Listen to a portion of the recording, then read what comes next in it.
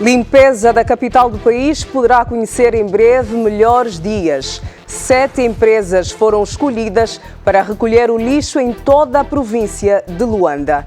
Esta e outras matérias você confere agora no Jornal da Zimbo.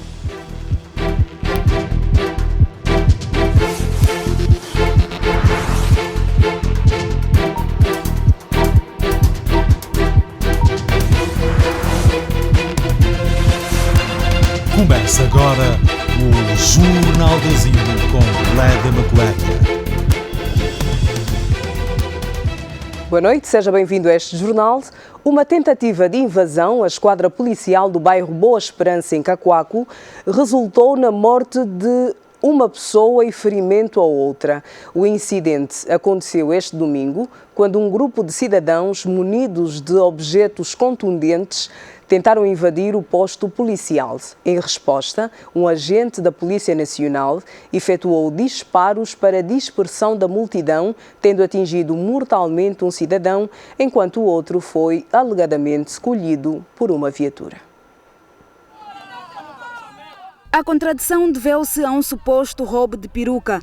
A população, enfurecida, tentou queimar o presumível ladrão, mas houve quem discordou desta ação, sugerindo que o acusado fosse entregue à esquadra mais próxima. Pedro dos Santos, um dos feridos, encontrava-se a conviver com os amigos nas proximidades da esquadra no momento da confusão e explica alguns detalhes do que alegadamente aconteceu.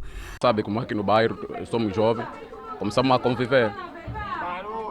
De repente aparecem grupos, o grupo estava a levar um gatuno. E o gatuno fez esforço, se escapa praticamente da polícia. Escapa. E o polícia não sei se estava embriagado ou estava mesmo sério, ele o homem que estava lá no homem-dia. Assim, mal o gatuno se escapa da polícia, ele próprio, o policial, ele pega na própria sua arma.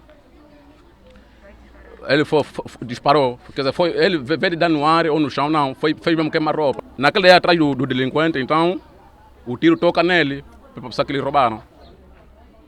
E naquele o gatuno se escapa. Ele praticamente, o cidadão morre na hora. E o policial, quando viu isso, pronto, sai daí do piquete, foi falar com os seus amigos ou com seus colegas. Apercebendo-se da morte de Pedro Manuel, de 26 anos de idade, os moradores insurgiram-se contra a polícia. E a população também praticamente já não gostou daquilo que aconteceu, conforme a polícia se comportou daquele gênero. A população foi contra os policiais. Na confusão, outro jovem encontrou a morte, cuja explicação não ficou suficientemente esclarecida. Nós que pegamos o delinquente levamos. Por isso que o jovem que morreu pegou o gatuno, levamos na esquadra. O senhor agente estava no piquete, de repente, o senhor agente que estava no piquete pegou arma de fogo, disparou contra o mesmo da cabeça. O jovem caiu na hora. Então, nós que levamos o gatuno, vimos o jovem caiu na hora, tentamos reivindicar. Na mesma ele, nos deram tiro, corrida com tiro, tocou mais num jovem da cabeça. O jovem também morreu. Tocou nesse senhor aqui, tocou mais no senhor da orelha. Aquilo foi mais de 100 tiros. A população tinha medo. O tio de Pedro Manuel lamenta a morte prematura do sobrinho e pede à Polícia Nacional que se responsabilize pelo ato cometido. Assume tudo, indemnizar. Visto que ninguém pode pagar a vida do outro, mas vai indemnizar, existe lei por isso. Se não aparecer o próprio autor, a partir do comandante e a unidade que assume. Em consequência do desentendimento, os populares vandalizaram a esquadra, usando objetos diversos. 6 viaturas, entre elas um carro patrulha da Polícia Nacional, também foram danificados. Alguns jovens envolvidos no ato estão detidos e agentes da Polícia Nacional continuam no local para manter a ordem, mas teme-se que a população volte a vandalizar a esquadra.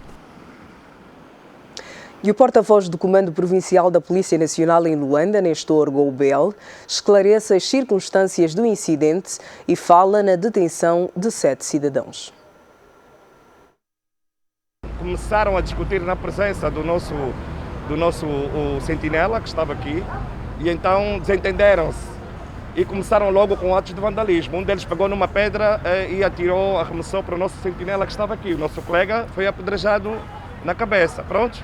E como eles continuavam a entrar, já nem queriam sequer saber do nosso sentinela, então o nosso sentinela, por uma questão de preservar a sua vida e também o próprio património, a esquadra, efetuou no chão, em direção ao chão, efetuou um disparo. Esse disparo que fez o ricochete e atingiu mortalmente naquele indivíduo. Pronto, dali foi tudo esses estragos que vocês estão a ver agora. Pronto, nós por uma questão de cautela e para que não se criasse danos maiores, ficamos na defensiva. Os colegas da reação ficaram lá atrás e eles começaram a arremessar pedras. Atiraram pedras, como vocês podem ver, partiram os vidros, foram vandalizados 6 carros, né, de cidadãos que estavam na parte exterior, estão aí dentro da unidade. Um carro celular da polícia que também foi vandalizado. Aqui o piquete, os vidros, inclusive a bandeira, a nossa bandeira da República, que é um símbolo de respeito, vocês podem ver que foi vandalizada, atirada ao chão. E claro, começaram a tirar uma série de pedras e barricaram a estrada, impediram que a normal circulação das viaturas. Tivemos que pedir o reforço também do Serviço de Bombeiros, que com a polícia, obviamente, ajudou a tirar todas as pedras e, enfim, pneus queimados que eles estavam a colocar aqui na estrada. Foi possível. Desta ação, a polícia deteve ontem 3 indivíduos, mas hoje de manhã, como voltaram à carga e queriam novamente vandalizar a esquadra, nós não permitimos, porque tivemos que reforçar as medidas aqui e detivemos mais 4 indivíduos, fazendo um total de 7 indivíduos que estão detidos e vão ser presentes ao Ministério Público. Bem. E a criminalidade está a tirar o sono aos munícipes do distrito do Quicolo. Os assaltos são feitos com recurso a armas brancas. Afirmam que os assaltos acontecem com frequência no período da tarde e qualquer pessoa pode ser vítima. Este bairro do Iba, até aqui a testemunha de Jeová, quando toca 18 horas, a pessoa não consegue passar à vontade. A morte aqui de faca é muito nas crianças. Dias atrás, um jovem matou seu pai com a faca. Por isso nós precisamos mesmo muito da ajuda. Rosária Mateus, por exemplo, foi vítima da ação dos marginais na via pública. Eu há dias atrás fui assaltada, que estava para ir ao serviço. Todos bem, me levaram com ele o telefone, o documento do serviço, todo foi. Está na base a falta de emprego, porque a maioria dos moradores daqui, os jovens, não trabalham, então eles arranjam um fundo ou mecanismo para poder arranjar dinheiro fácil e bancar as pessoas. A taxa de criminalidade no Quicolo é alta, que quase sempre o distrito registra algumas rixas entre gangues. Por exemplo, recentemente esta ponte foi palco de uma briga e na sequência disso, 2 meninos que saíam da escola e ao tentarem passar pela ponte sentiram-se ameaçados, sendo que optaram por atravessar a vala a nado, mas foram levados pela força das águas. O primeiro corpo foi encontrado no mesmo dia, que é do menor de 9 anos. O menor de 12 anos foi encontrado 3 dias depois do funeral do menino de 9 anos. Então estamos a apelar às autoridades para que nos ajudem a encontrar esses meninos e vermos qual será a solução desses meninos para que o bairro esteja sossegado. O inspetor-chefe Nestor Goubel, porta-voz do Comando Provincial da Polícia Nacional, apela à calma à população e garante que é um conjunto de medidas que estão a ser desenvolvidas pelo Comando Provincial no sentido de baixar o índice de criminalidade naquela circunscrição. Nós temos conhecimento da questão do Quicolo. O Comando Provincial, naquilo que são as suas ações, o Comando de Cacoaco, inclusive, já incrementou algumas medidas. É claro que ainda não começaram a surtir efeitos, porque nós queremos identificar os focos. Não basta, muitas das vezes, ir só... É preciso estudar. A criminalidade também requer ciência. Então, o modus operandi, a forma como muitos deles são flutuantes, saem de outros territórios e vêm para o Quicolo, por causa do mercado e um conjunto de coisas. Mas estamos já a trabalhar no sentido de inverter o quadro. O sentimento de insegurança tomou conta das pessoas nesta zona dos arredores do mercado do Quicolo. Na província da Huila, a Polícia Nacional desmantelou uma rede de traficantes de ouro e mercúrio. São 4 indivíduos, 2 estrangeiros e 2 angolanos, que exploravam e comercializavam ilegalmente estes 2 mineiros nos municípios da Jamba e Chipindo. Os acusados foram hoje apresentados ao Ministério Público. Fruto das operações realizadas neste final de semana, a Polícia Nacional na Huila desmantelou uma quadrilha de sudaneses e marfinenses que supostamente faziam o tráfico de ouro e mercúrio na província. O comércio ilegal desses bens constitui crime nos termos da lei e a Polícia Nacional aqui é chamada a intervir. Foi nesses termos que a Polícia Nacional tomou conhecimento que havia um grupo que, na verdade, comercializavam sucatas junto à Igreja da Imaculada, no bairro da Acdoi, mas, para além dessa atividade legal, que é de compra e venda de sucatas, também compravam de forma ilegal ouro, mercúrio, e comercializavam de forma ilegal esses produtos. Segundo o porta-voz da Polícia Nacional, José Chimuco, os produtos eram adquiridos nos municípios da Jamba Mineira e Chipindo. Tinham como destino a província de Luanda. Estamos a falar em 1000 miligramas de ouro e 500 gramas de mercúrio branco. Adquiriam esses produtos nos municípios da Jamba, do Chipindo, e tinham como destino a província de Luanda.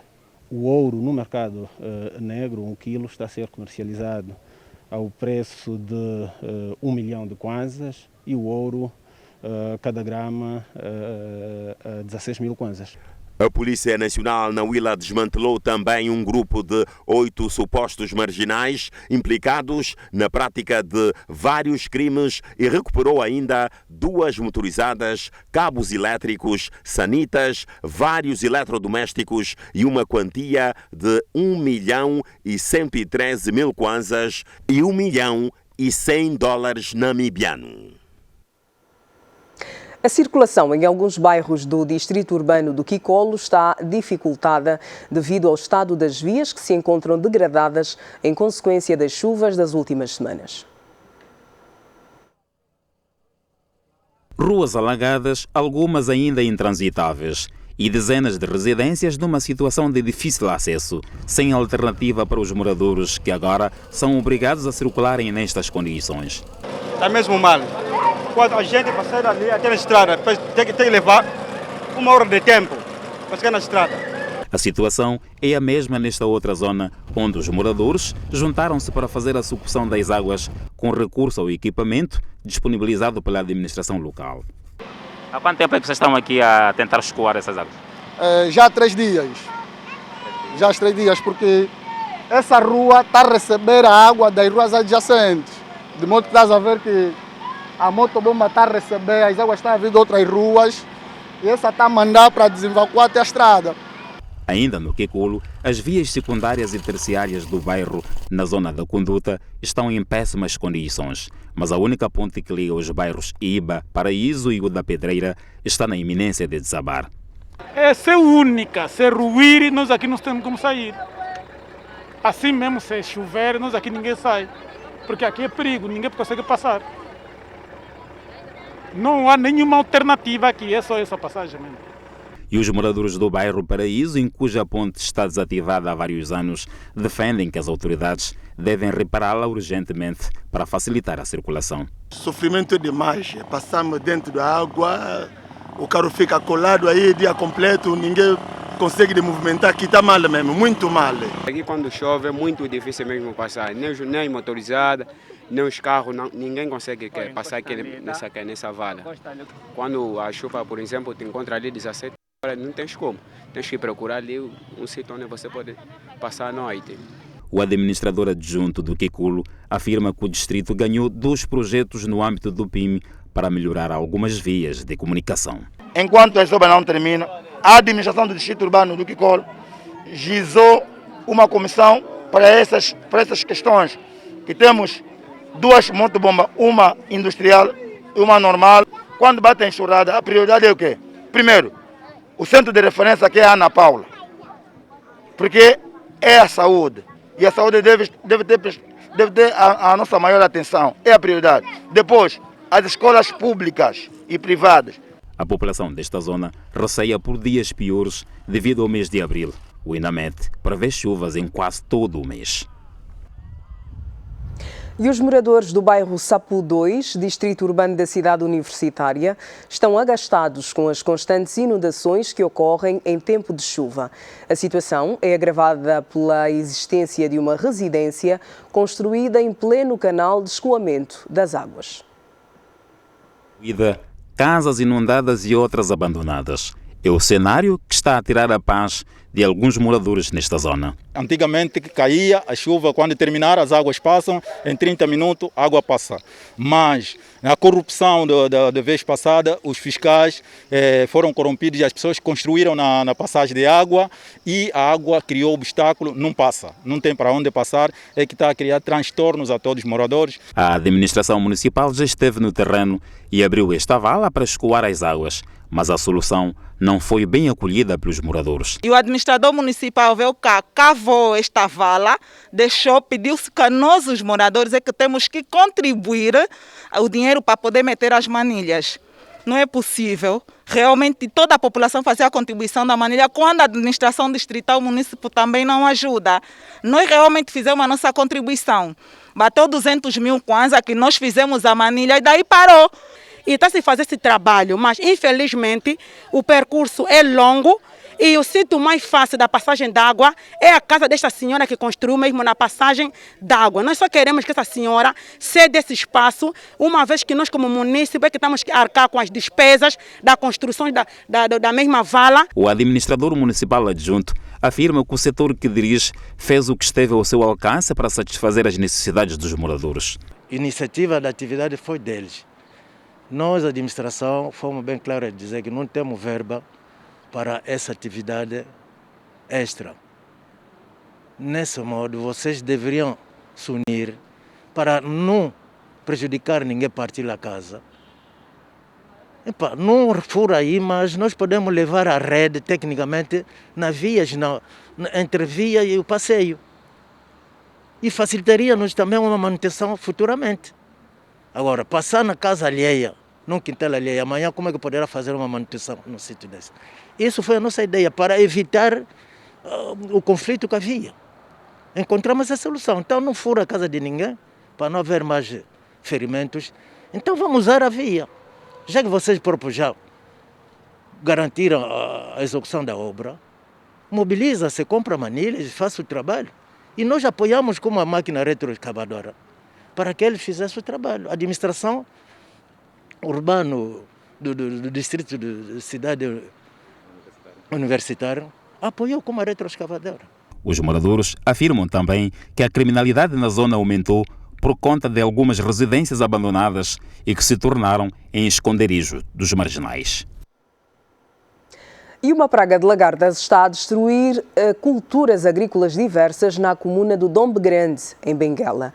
E a população está a invadir os campos para apanhar as lagartas, vender e comer. Até o momento já foram devastados 6 hectares, com o risco de alastramento por toda a província. Os últimos dias têm sido difíceis para muitos agricultores no Vale do Dombe Grande, em Benguela. Uma peste de lagartas está a dizimar diversas culturas. Reza a história que tal facto nunca aconteceu naquela zona agrícola. Segundo os entendidos da matéria, as lagartas não cumpriram seu ciclo normal de reprodução. Elas apareceram de um dia para o outro e já num tamanho muito grande. Até agora, já foram dizimados 6 hectares de batata doce. Outro facto de realce é que a população do Dombe Grande invadiu o campo para recolher as lagartas, para comercializar e servindo de alimentos. É para comer. Já comeu alguma vez? Sim. Comeu onde? Na funda. Não vai mal, porque come as folhas do coisa, de batata. E as crianças também estão a vender isso? As crianças estão a vender porque tem valor ali. Tem valor? Sim. Okay. 500 kwanza? Tens quantos sacos? Só tenho. Eles estão a comer, mas eu nunca comi isso. Ok. Mas dizem que isso é bom, né? Dizem bom. São muitas mesmo, estão a apanhar. Okay. Começaram quando a apanhar? Qual dia começaram a apanhar? Muito tempo já. Vitorino Marques, Vizoma, é um dos agricultores que viu o seu campo completamente dizimado e em poucas horas.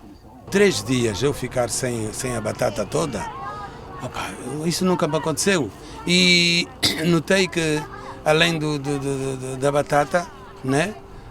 Epa, acho que o bicho, bom, ele não faz mal às pessoas, né? Porque eu vejo até as pessoas a recolherem, mas vejo que a batata desapareceu toda. Mas além da batata não vejo outra planta a ser prejudicada, não vejo, só vejo a batata.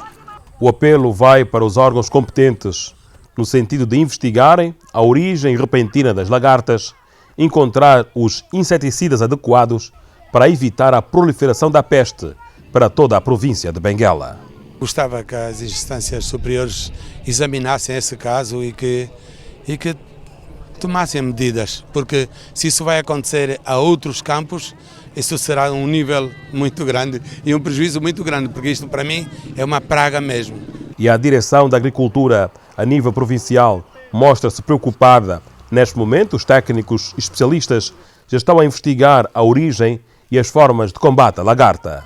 E é uma situação que preocupou-nos e continua a preocupar, porque durante muito tempo nunca mais vimos situações do género.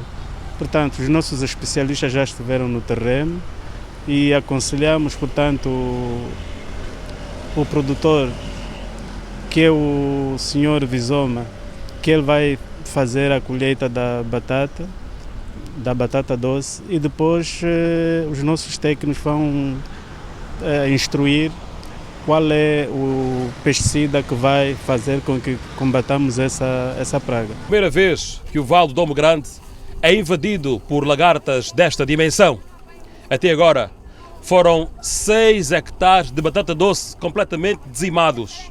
O apelo é para que haja uma intervenção urgente, com estudos aprofundados, para que esta peste não se alastre por outros campos a nível do Domo Grande e quiçá mesmo da província de Benguela. A partir deste importante vale da agricultura no Domo Grande, as imagens são de António Narciso e Ecumbe David, até Vezimbo. O Ecumbe em Benguela. E os investidores privados no ramo agropecuário respondem positivamente ao processo de repovoamento do gado no Planalto de Camabatela, um processo levado a cabo pelo Executivo. A Fazenda Capeca, por exemplo, tem já mais de 2.000 cabeças de gado bovino e prevê em 2 anos aumentar para 4.000.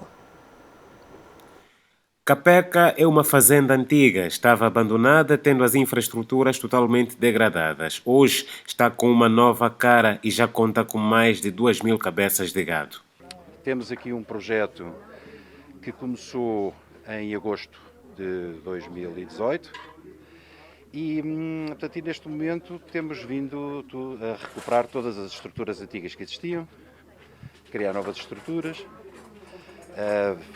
investimentos diversos, quer em equipamento, quer em animais, recuperação de pastos, recuperação de anteriores captações de água. Estamos a fazer também um investimento muito significativo no transporte da eletricidade desde a Camabatela até aqui à fazenda, que são mais de 20 km de média tensão que estamos a trazer.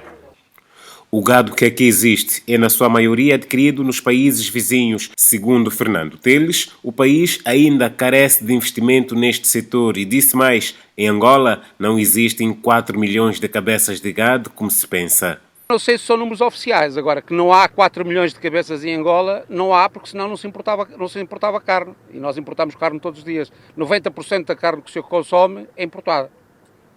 Não se trata aqui a questão do matadouro, que não funciona também? O matadouro funciona desde que haja animais para bater, mas para isso tem que haver quem produza. Eu pergunto-lhe como é que estamos em termos de fomento da produção. Estamos a começar, estamos todos a fazer o nosso melhor, mas ainda não é suficiente.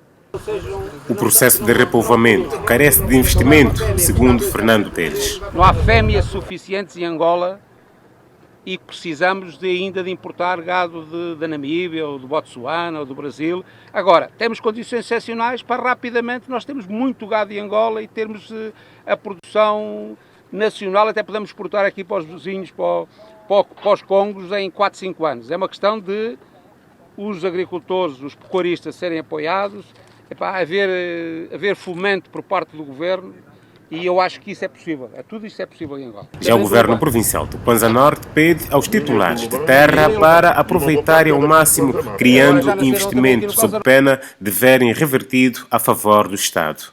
Temos muitas, lamento bastante dizer isso, mas temos muitas. Não me vá perguntar, se calhar, o que é que o governo pretende, o que é que vai fazer. Estamos a agir, estamos a mandar documentos para algumas e para transmitir que devem virem agarrar essas fazendas. Porque eu tenho consciência que a tia Joana, a tia Manuela, a tia Domingas ou a tia Ana não têm capacidade, mas podem fazer a sua pequena coisa. Por exemplo, a produção de porcos. Com o andar do tempo, para podermos abastecer este matadouro, não podemos só contar aqui só com o Dr. Teles. O Planalto de Camabatela abrange as províncias de Luís, Kwanza Norte e Malange. Foi sempre uma zona com tradição na criação do gado com objetivo comercial. Um processo interrompido devido ao conflito armado. Agora, com o alcance da paz, está em curso o processo de repovoamento deste Planalto para que resgatemos a mística já atingida na época colonial. Nesta fazenda, praticamente, o processo já começou, já estão a dar resposta. Espera-se então que outros agentes sigam o mesmo exemplo. Wilson Celina e Kinamovido Barbosa, em Camabatela, a TV Zimbo. Kinamovido, que está a andar pelo país com uma grande equipa de jornalistas. O barril de petróleo Brent para entrega em maio abriu hoje em baixa no mercado de futuros de Londres, a cotar-se a 63,88 dólares. O crude do Mar do Norte, de referência em Angola, registra assim uma queda de 55 cêntimos contra os 64,57 dólares negociados na sexta-feira.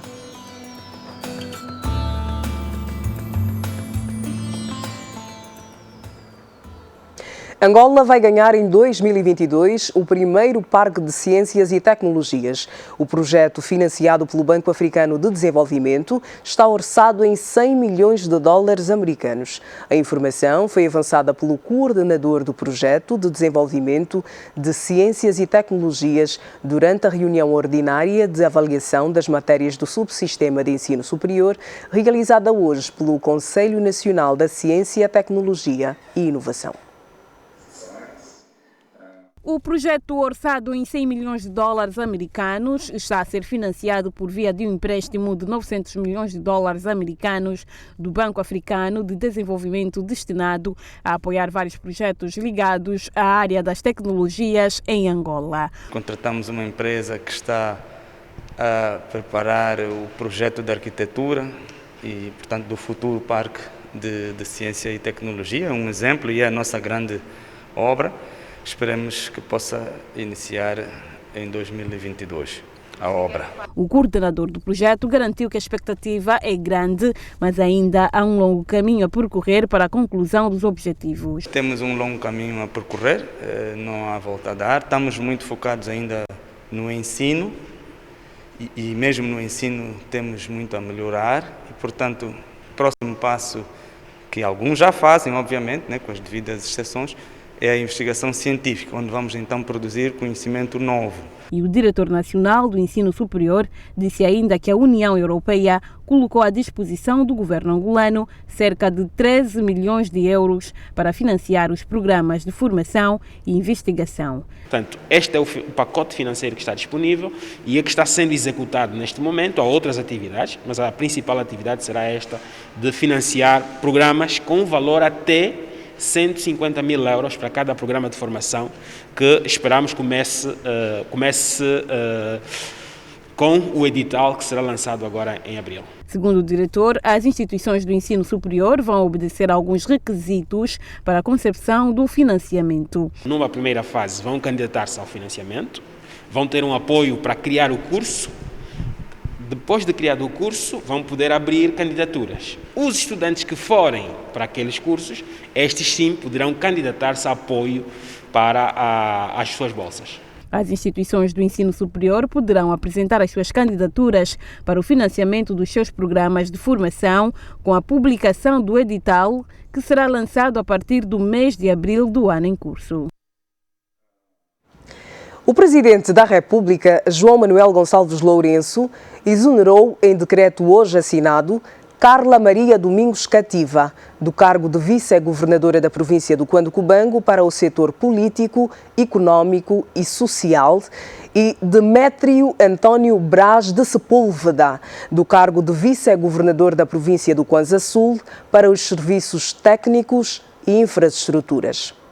Noutro decreto, o titular do Poder Executivo nomeou Adélia Moambeno Samuel para o cargo de vice-governadora da província do Cuando Cubango para o setor político, económico e social e Domingos Bernardo Bambi para o cargo de vice-governador da província do Kwanza Sul para o setor técnico e infraestrutura. Fazemos o primeiro intervalo neste jornal. Quando regressarmos, vamos contar-lhe outras notícias. Até já.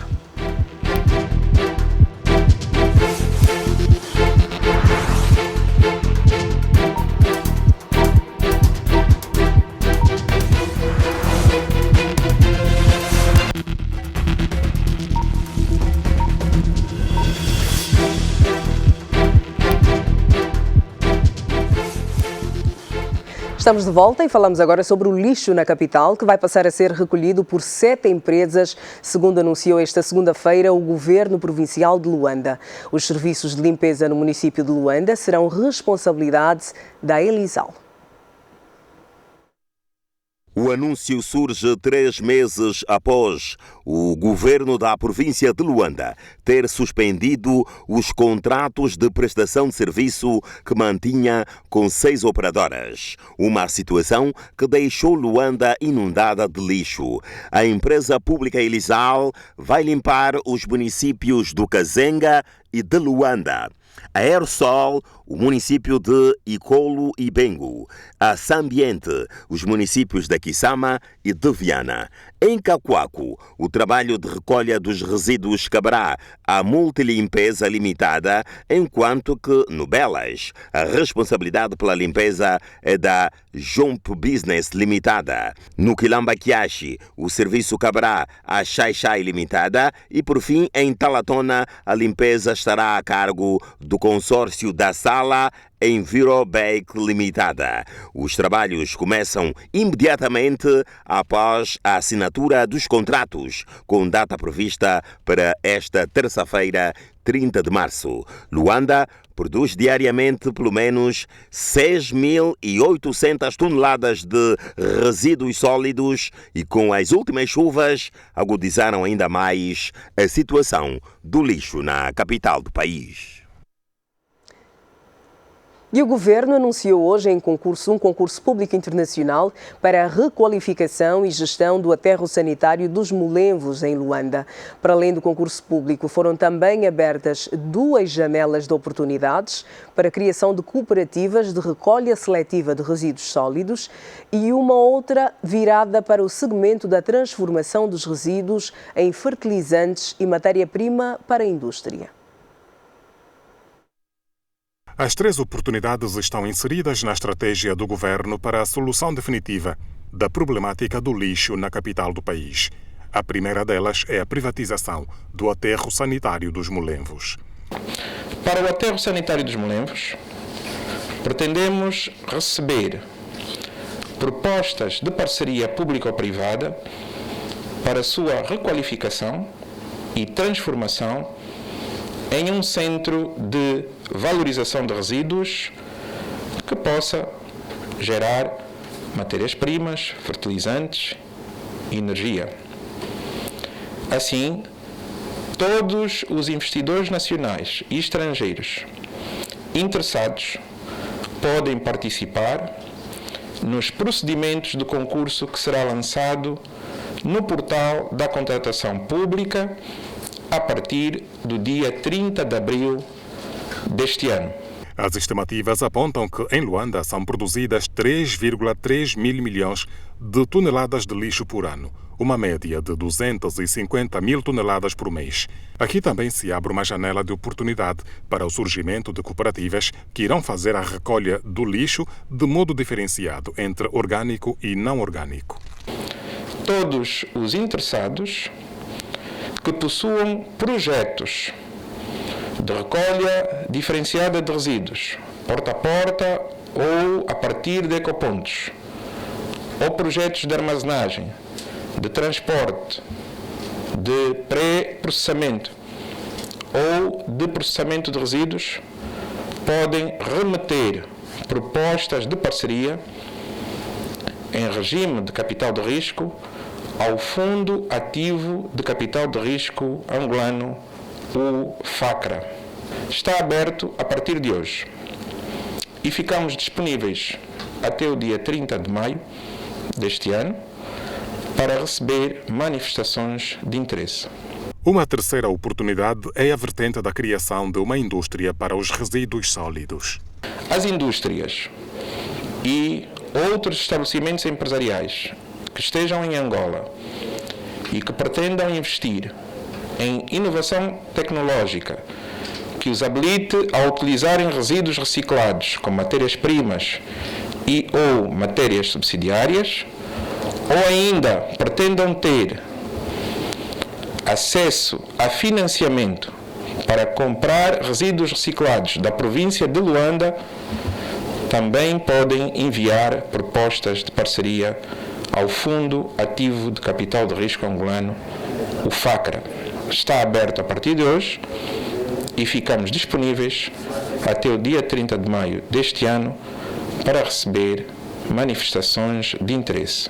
Com este passo, o governo quer dinamizar a economia circular em Luanda e lança o desafio aos empresários e empreendedores da capital a aderirem ao projeto do Fundo Ativo de Capital de Risco Angolano, que irá financiar a atualização tecnológica de indústrias que usem matérias-primas cuja origem certificada seja resíduos sólidos de Luanda.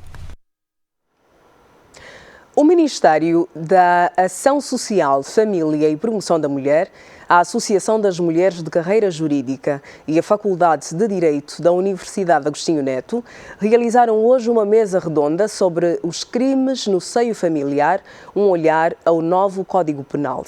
A cerimónia serviu também para o lançamento do Prémio de Investigação Científica denominado Maria do Carmo Medina. Crimes no seio familiar são recorrentes na sociedade angolana. A violência doméstica, crimes sexuais contra menores, são apenas alguns que, com maior ênfase, enfermam várias famílias. O Executivo angolano está preocupado com a situação, sendo por isso um dos fatores que fez com que o novo Código Penal tivesse atenção a esses temas. É um exercício que deve transcender as portas da universidade para chegar junto das populações, para explicar, para informar, para esclarecer como é que a proteção deve ser exercida e como é que o Estado angolano está preocupado com a fortaleza que é a instituição família e a defesa, sobretudo, das nossas crianças. Os crimes sexuais contra as crianças, a utilização das crianças para proveito financeiro, outras questões que se colocavam de submissão da mulher. A Ministra de Estado para a Área Social, Carolina Cerqueira, defende que a pobreza não pode ser motivo para cometimento de crimes contra membros da própria família. Muitas famílias angolanas cresceram em situação de pobreza, continuam a crescer em situação de pobreza e eu penso que o mais importante é a educação para a vida. São os valores morais, patrióticos, familiares que nós incutimos às crianças desde pequeninas, porque com humildade pode-se criar um filho se nós tivermos valores. E a pobreza não pode justificar a prostituição, não pode justificar a violência contra a mulher, não pode justificar o tráfico de crianças. Durante a mesa redonda sobre os crimes no seio familiar, o Ministério da Ação Social, a Associação das Mulheres de Carreira Jurídica e a Faculdade de Direito da Universidade Agostinho Neto lançaram o Prémio Maria de Carmo Medina. A Secretária de Estado da Família e Promoção da Mulher apresentou o projeto. O prémio visa homenagear a grande seara da professora Maria do Carmo Medina, bem como imortalizar os seus feitos, impactando de forma indelével as novas gerações. Excelências e ilustres convidados, tratar-se-á de um prémio em investigação científica acadêmica de estudantes de graduação por uma simples razão. Pretende-se incentivá-los ao gosto pela investigação científica, contribuindo para a honrada doutrina do direito, cuja patrona do prêmio muito contribuiu para a formação e desenvolvimento do sistema jurídico nacional. Durante os debates, a Ministra da Ação Social, Família e Promoção da Mulher defendeu a revisão do Código de Família e o agravamento da proliferação consciente do HIV. Momento agora para olharmos para os números da Covid nas últimas 24 horas. O país registrou 69 novos casos de Covid-19, recuperou 91 pacientes e registrou igualmente um óbito. São estes os números que vamos olhar agora com o Dr. Jeremias Agostinho, que é nosso convidado e já está em estúdio. Dr. Jeremias, boa noite. Obrigada por estar connosco. Vamos começar por olhar para o número de recuperados. 91. Exatamente. É o destaque praticamente de hoje. Nas últimas 72 horas, nós tivemos mais casos novos que casos recuperados. Hoje, o número, mais uma vez, volta a inverter-se no sentido positivo. 91 casos recuperados para 69 casos novos que nós temos. Infelizmente, à semelhança dos outros dias, tivemos mais um óbito. Novamente, um angolano com uma idade superior, são 77 anos, e pronto, acabou por perder a vida. Mas em linhas, andamos sempre na casa de um óbito por dia. Sim. E estamos com uma média de cerca de 50 a 60 casos novos por dia. Estamos a recuperar mais em termos gerais. Né? Que recomendações é que podem ser deixadas às pessoas, uma vez que o número de festas e convívios aumentou e as pessoas aos poucos vão usando cada vez menos as máscaras também? Exato. Eu penso que a primeira recomendação que nós podemos passar hoje é para os profissionais de saúde, mas aqui no que concerne à vacinação. Infelizmente, o número de profissionais de saúde que está a correr aos centros de vacinação ainda não é o ideal, está muito distante do que se pensava. Nós temos que aconselhar os nossos colegas, até porque todos nós fazemos parte da linha da frente, sim, a corrermos a esses centros o mais rápido possível, sermos vacinados, porque se em algum momento a situação exigir um pouco mais de nós, é preciso que estejamos protegidos para prestar assistência aos demais. Mas o que é que dizem os seus colegas, Dr. Jeremias? Por que é que não se estão a vacinar os profissionais da área? Pelo menos é o que se alega. Alega-se muito a questão da disponibilidade para correr aos locais de vacinação em função do nosso horário de trabalho. Em algumas instituições isso até está a ser facilitado, porque os gestores cadastram os trabalhadores e depois vão dispensando os funcionários nos turnos. Uma boa solução para ultrapassar isso, até porque faz parte do nosso projeto de vacinação, do nosso plano, sim, sim, é dar-se já início às campanhas locais, ou seja, as vacinas ir ao encontro do profissional na unidade em que ele estiver a trabalhar. Para as pessoas é continuarmos a nos prevenir. Os números, na verdade, estão controlados, mas temos que continuar a tomar todas as medidas preventivas, porque os desacatos poderão prejudicar-nos a todos, infelizmente. Dr. Jeremias Agostinho, obrigada por ter estado connosco. Faço o desejo de que tenha a continuação de uma ótima noite. Muito obrigado, igualmente a si e aos telespectadores. Obrigada. Damos continuidade a este jornal dizendo que a filha mais nova do primeiro presidente de Angola, falecida a 20 de março último em Portugal, vítima de doença, deverá ser enterrada nos próximos dias em Luanda. Em sua homenagem, a Fundação António Agostinho Neto tem aberto o livro de condolências no Centro Cultural Agostinho Neto, em Catete, no Centro Cultural Agostinho Neto, no bairro Operário e no Memorial Agostinho Neto. Foi em 1964, no Congo-Brazzaville, a quando de uma conferência de quadros de militantes do MPLA, onde o primeiro presidente de Angola, António Agostinho Neto, recebeu a notícia do nascimento da sua filha mais nova. Conferencina foi a sugestão de nome vinda dos militantes na altura, mas foi como Leda da Silva Neto, que foi registada.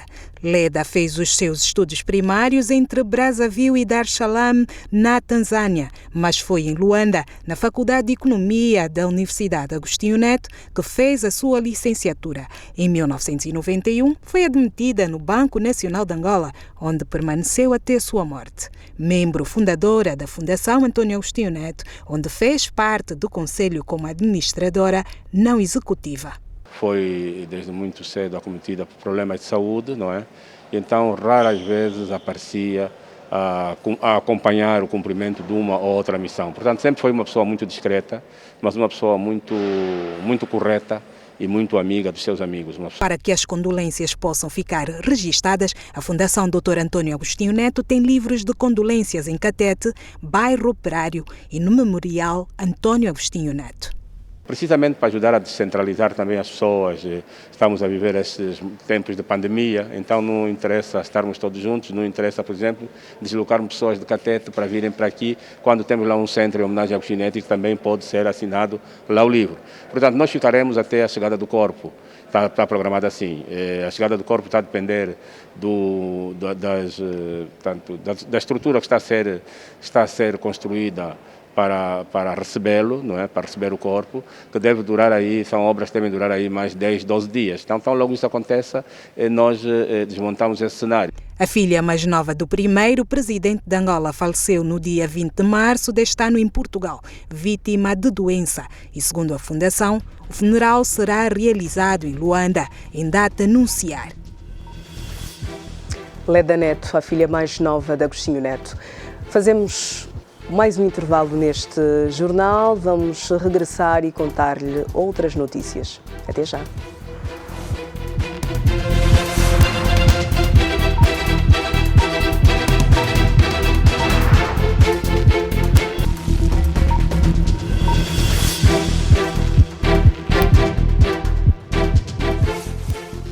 Estamos de volta e olhamos para a atualidade internacional. O desespero das famílias marcou o regresso de centenas de pessoas à cidade de Pemba, em Moçambique, resgatadas nos ataques mortais a Palma, no norte do país. O governo garante o regresso à normalidade. O barco transportava tanto cidadãos moçambicanos como estrangeiros, incluindo funcionários dos projetos de gás.